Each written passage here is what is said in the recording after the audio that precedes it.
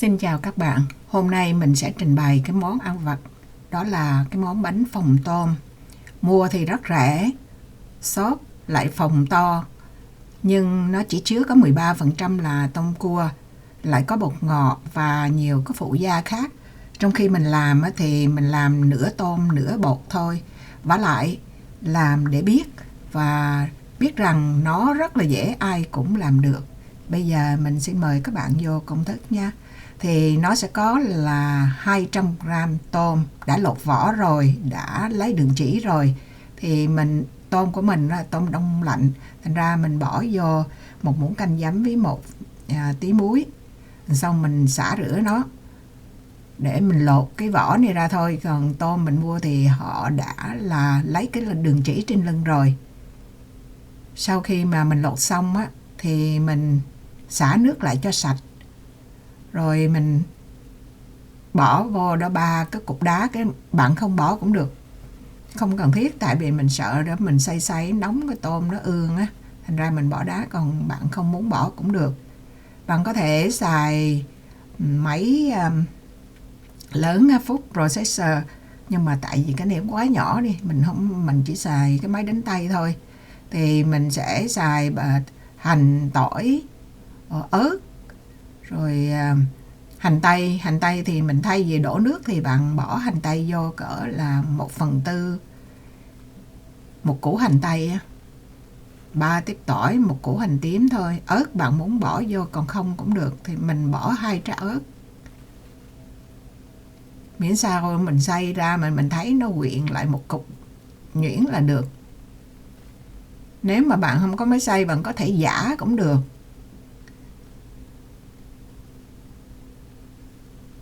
Mình xay cái này thì nó cũng hơi lâu, tại vì nhưng mà nó được cái là nó không có dính tùm lum trong cái ly nhỏ như vậy. Rồi mình bỏ vô nửa muỗng muối, muỗng đây là muỗng cà phê. Mình sang ra cái tô để cho nó dễ làm, chứ để trong cái ly nó khó. Rồi mình cho vô, nếu mà bạn có tiêu trắng thì tốt, còn mình không có thì mình xài tiêu đen cũng được. Mình lấy cái mùi thơm của nó dính cái chấm đen đen thì cũng không có sao, tại mình làm mình ăn mà. Rồi mình khuấy lại cho nó đều, xong rồi thì mình cho bột vô từ từ. Bạn có thể rây vô, còn mình thấy mình trước sau mình bỏ từ từ thì cũng không có sao. Nếu mà các bạn thích thì các bạn có thể bỏ bột nêm, bột ngọt hay là đường, tùy các bạn. Mình không có bỏ những cái thứ đó. Bột năng thì mình bỏ từ từ vô, mình cứ bỏ cái mình khuấy cho nó thấy thấm thấm rồi cái mình bỏ tiếp. Bạn có thể ngay từ đầu bạn dùng tay bạn đánh cũng được, bạn nhồi cũng được, nhưng mà mình cứ làm từ từ như vậy, không có rờ tới tay.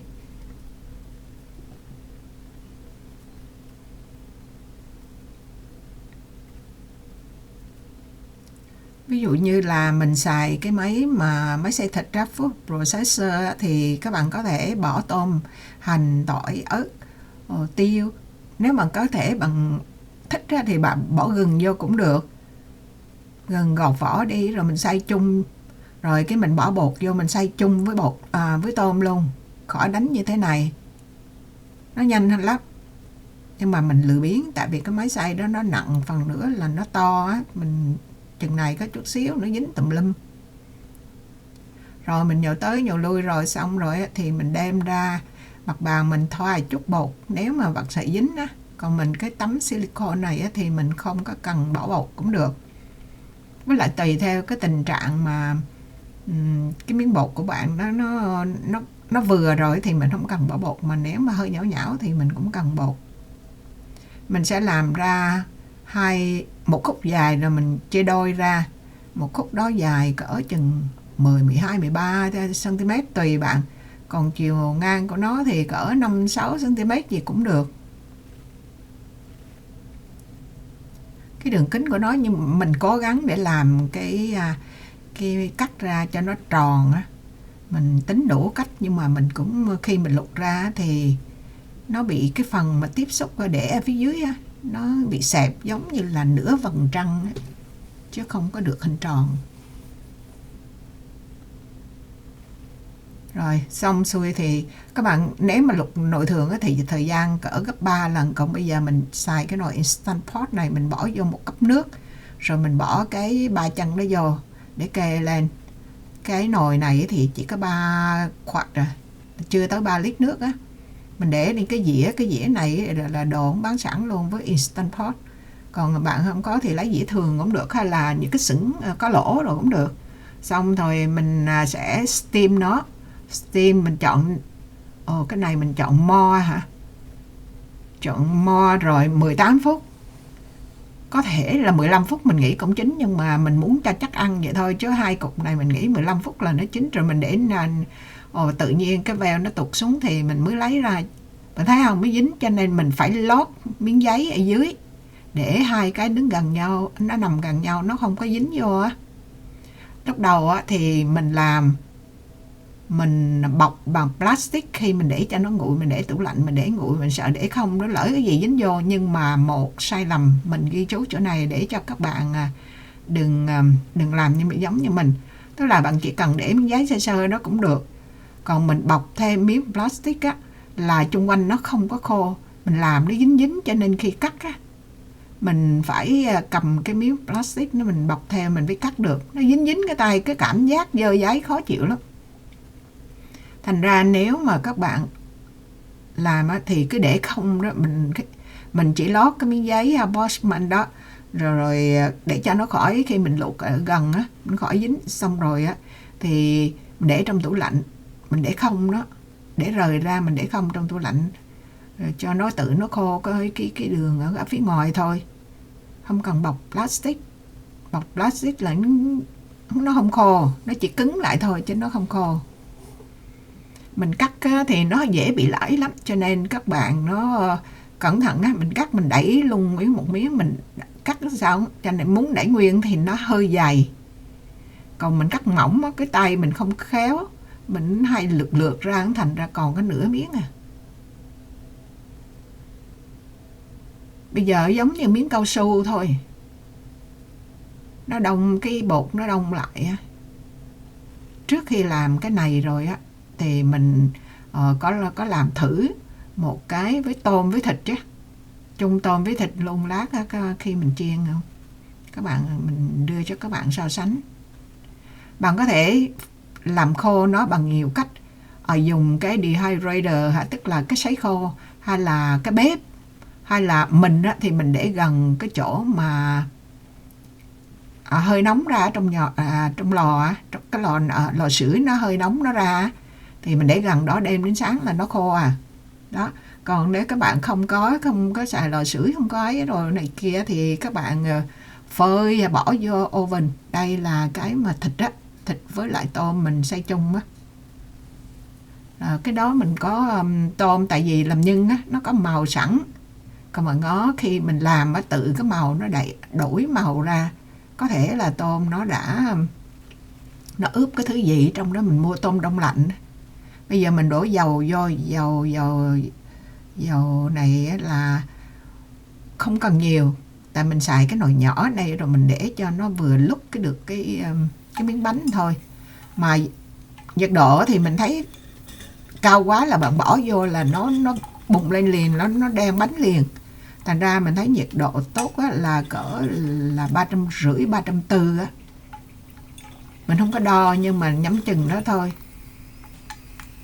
350 tức là 175, 76 độ C á. Mình chiên tại vì mình lấy cái nồi nhỏ xíu á, mình cứ bỏ 3 cái tay phiên nhau vừa với cái sức của mình. Nó cong queo thôi kệ nó. Đáng lẽ mình phải dùng đũa khi nó vừa bùng lên á, là mình đè nó xuống. Mình không biết tự nhiên sao cái tôm thì khi mà trộn bột cho bạn thấy á, nó màu trắng, mà tự nhiên mình luộc cái nó ra màu vàng, giống như là mình bỏ cái bột nở, giống là gọi là baking soda. Mình không hề bỏ một cái thứ gì. Mình nghĩ trong tôm họ đông lạnh họ có bỏ cái thứ gì ở trong á. Ra màu cái cắt ra màu hơi nâu nâu, giống như là mình bỏ cái gì vô. Thực ra mình chỉ bỏ 2 trái ớt với lại đồ đó. Đó, bây giờ mình so sánh hai cái loại tôm thịt á. Cái thứ nhì á là bỏ microwave, nó không có nở to, nó cũng giòn nhưng mà nó không có nở to.